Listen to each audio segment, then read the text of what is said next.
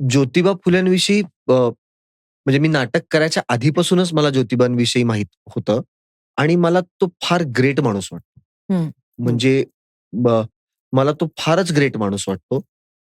त्यावेळेला त्यांनी जो विचार आणि जी कृती केली, हो, हो. त्या दोन्ही बाजूंनी मला ज्योतिबा फुले आणि सावित्रीबाईंचं काम ग्रेट, थोर वाटतं. हं.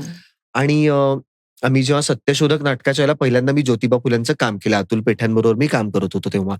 मग तेव्हा आम्ही शेतकऱ्याचा असूड वाचलं, ज्योतिबांचं लिखाण वाचलं, जो खंड काढलाय हं, शासनाने, हं. तो मी सगळा वाचला होता.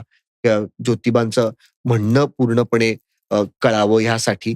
आणि मग त्यांचं काम आणि त्या कामामागचा विचार म्हणजे साधारणतः पावणे 200 वर्षांपूर्वी ते असं म्हणतात, दुसरं लग्न करायचं असतं.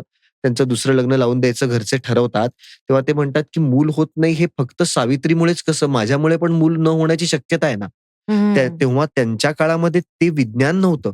परंतु ती जाणीव त्या माणसाला असते. हा एक भाग आहे. हो, हो. बाकी ज्या अगदी पद्धतीने त्यांनी ज्या काम केलं आपल्या सगळ्यांनाच माहिती आहे. माहिती म्हणजे आहे. हो. अ, तर त्यामुळे ते अत्यंत फॅसिनेटिंग ते व्यक्तिमत्व आहे.